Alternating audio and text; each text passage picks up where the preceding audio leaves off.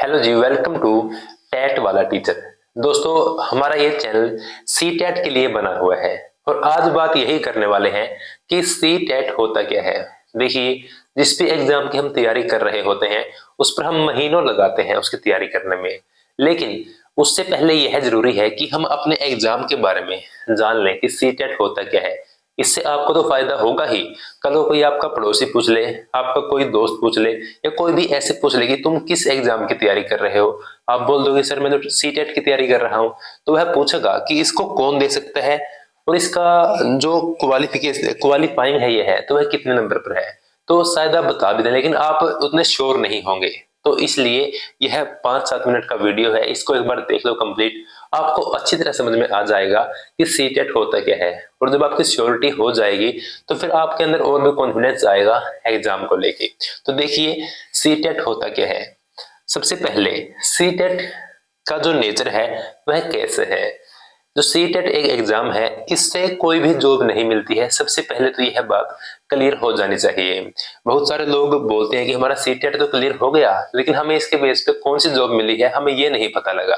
तो मेरे प्यारे दोस्तों, इसके बेस पे कोई भी जॉब नहीं मिलती है, लेकिन ये भी सत्य है कि इसके बिना भी कोई भी जॉब नहीं मिलती है। सर कैसे, क्या बोल रहे हैं आप? मैं ऐसे बोल रहा हूं कि जिसका सीटेट क्वालिफाई नहीं है तो उसके बिना वह कोई भी टीचिंग की वैकेंसी नहीं भर सकता है। जिस प्रकार से अभी हरियाणा में यह स्टार्ट हुआ है कि सीईटी एक एग्जाम है वह लिया जा रहा है। सीईटी क्या है? कॉमन एलिजिबिलिटी टेस्ट है। अब जिसका वह पास है तो जो वैकेंसीज आती हैं वह ही उसमें अप्लाई कर पाता है। ठीक उसी प्रकार से सी टेट है, 2011 में शुरू हुआ था।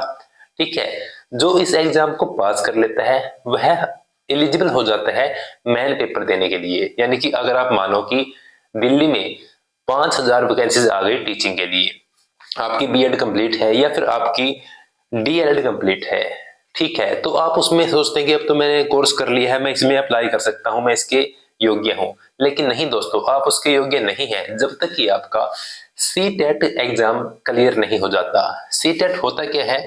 सेंट्रल टीचर एलिजिबिलिटी टेस्ट यह होता है। ठीक है, यह एक पात्रता एग्जाम है। यह एक सीडी है आपके और आपके एग्जाम तक के बीच में, वहां तक पहुंचने के लिए यह एक मीडिएटर है। ठीक है, अब इसके बारे में 4-5 पॉइंट हैं, इनको जान लो, बिल्कुल प्यार से जानेंगे ताकि आप बिल्कुल श्योर हो जाएं कि यह चीज क्या है।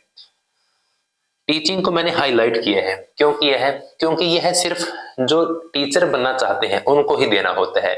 बाकी जो डिफेंस में जा रहे हैं या जो अदर एग्जाम में जा रहे हैं, डॉक्टर बन रहे हैं, इंजीनियर हैं, उनको यह एग्जाम नहीं देना होता।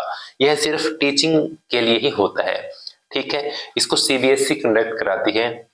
अच्छा सर, कौन दे सकता है इस एग्जाम को?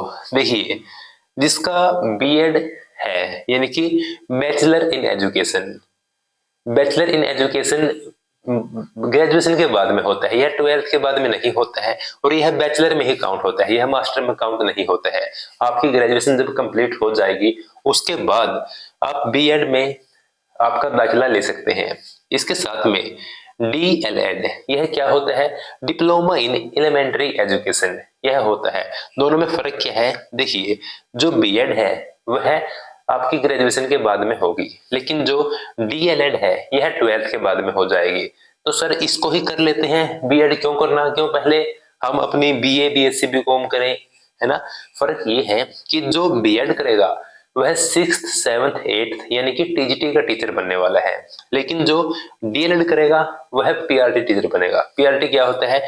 प्राइमरी टीचर होता है, जो 1st क्लास से 5th क्लास तक के बच्चों को पढ़ाते हैं, छोटे बच्चों के टीचर होते हैं।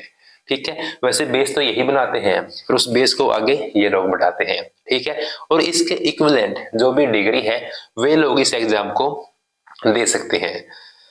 अपीयरिंग या फिर डे 1, क्या मतलब है इसका? नेक्स्ट पॉइंट ये है कि सर इस एग्जाम को कौन दे सकता है। हमने जान लिया कि ये बीएड वाले या डीएलएड वाले दे सकते हैं, लेकिन सर हमारा एडमिशन इसमें है या हम इसमें से पूर्ण रूप से पास आउट नहीं हुए हैं, तो क्या सर हम इस एग्जाम को हम दे सकते हैं? देखिए, यह बात आपकी ऐसे क्लियर नहीं होगी। मुझे अपना एग्जाम्पल आपको देना पड़ेगा। मेरा अब की बार 2024 में जो मेरी ग्रेजुएशन थी वो कंप्लीट हो गई, तो मैंने उसके साथ ही एडमिशन ले लिया अपना बीएड में। और मेरे अभी तक एग्जाम तो नहीं हुए फर्स्ट ईयर के, है ना, लेकिन मेरा सीटेट क्लियर हो चुका है। मैंने सीटेट भर दिया, मेरा एग्जाम हो गया, उसका रिजल्ट आ गया 1 तारीख पहला महीना 2025 को, आंसर की आ गई थी, तो मेरा वो क्लियर हो गया। तो इस बात से हमें क्या सीख मिलती है कि जो भी इंसान, जो भी विद्यार्थी, जो शिक्षार्थी बेशक से फर्स्ट ईयर में है तो वह इसको दे सकता है, चाहे उसके एग्जाम ना भी हुए हो, और जो सेकंड ईयर में है तो वह तो दे ही सकता है, उसमें तो कोई डाउट है ही नहीं। इसकी सर वैलिडिटी कितनी होती है, यह कब तक वैध माना जाता है? यह एक ऐसा एग्जाम है दोस्तों जो लाइफ टाइम तक वैध माना जाएगा, यानी कि अगर आपने एक बार इसको क्वालिफाई कर लिया तो फिर आपको दोबारा देने की आवश्यकता नहीं है। पहले ऐसी पॉलिसी नहीं थी, पहले 5-7 सालों का कुछ क्राइटेरिया था, उसके बाद दोबारा से यह उसके बाद खत्म हो जाता और उसके बाद दोबारा से इसको पास करना पड़ता। कितना मुश्किल था देखो, है ना। अब तो लाइफ में एक बार ही पास करना है। सर अगर एक बार ही इसको पास करना है तो यह बता दीजिए हमें कि यह पास कैसे होता है, कितने मार्क्स पे पास होता है? देखिए यह 150 नंबर का एग्जाम होता है। अच्छी बात यह है कि बीएड के लिए भी 150 का होता है और जो डीएलएड में है उनके लिए भी 150 का ही होता है, ज्यादा कंफ्यूजन नहीं है, ठीक है। तो 150 में से 60% नंबर लेने होते हैं, जो होते हैं 90 नंबर, यानी कि 90 मार्क्स। जो जिसके 90 आ गए तो वह क्वालिफाई हो जाएगा, जिसके 91 आ गए, जिसके 150 भी आ गए तो वह क्वालिफाई हो जाएगा। इसमें कोई कट ऑफ नहीं जाती है, सिर्फ एक 90 नंबर पे क्राइटेरिया है, जो वहां तक पहुंच गया वह क्वालिफाई हो जाएगा।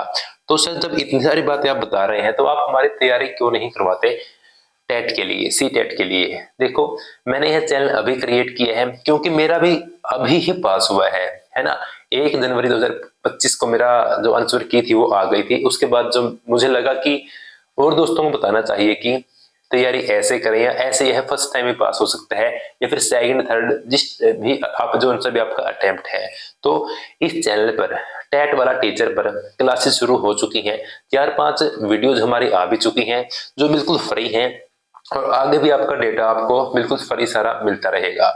मैं अभी जून 2025 के लिए तैयारी शुरू करवाने वाला हूं, आजकल में ही तैयारी शुरू हो भी चुकी है बल्कि, तो आप भी जुड़ सकते हैं। या आप इसके बाद अगर यह वीडियो देख रहे हैं जब भी 2026, 27, 28 या जब भी आप देख रहे हैं, तो तब भी आप इसी रणनीति के साथ में आए, इन बातों को समझ लें कि ये एग्जाम क्या है, और इसके बाद इसी चैनल पे आपको बहुत सारी वीडियोस तब तक आ भी चुकी होंगी, आप उनको देखें, उसका लाभ लें। तो मैं यही कहता हूँ कि बेस को स्ट्रॉन्ग करना काफी आवश्यक होता है।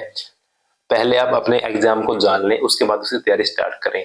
इसी चैनल पर आपको अच्छी अच्छी क्लासें मिलती रहेंगी। अगर आपको विश्वास बनता है, बातें अच्छी लगती हैं, तो चैनल को अभी सब्सक्राइब कर लो, कहीं मत जाना, टाइम मत गवाना। तैयारी करेंगे और इसी बार में ही आपका सीटेट क्लियर हो जाएगा। तो ऐसी ऐसी नॉलेजफुल वीडियोज आपको मिलती रहेंगी, साथ में क्लासेज आती रहेंगी। और आज हमने माइक ऐड किए हैं अपने गैजेट्स में, तो बताना कि वॉइस क्वालिटी कैसी है, फर्स्ट टाइम हमने यूज किया है। तो मिलते हैं अगली क्लास में, और बने रहिएगा, साथ चलकर पढ़ेंगे, साथ रहकर पढ़ेंगे, दिक्कत नहीं लेनी है। कोई डाउट है तो कमेंट बॉक्स में बता सकते हैं, और आपका इससे अलग कोई डाउट रह गया जो मैं आज कवर नहीं कर पाया तो कमेंट बॉक्स में बताइए, उस पर स्पेशल क्लास लेकर आ जाएंगे। Thank you so much.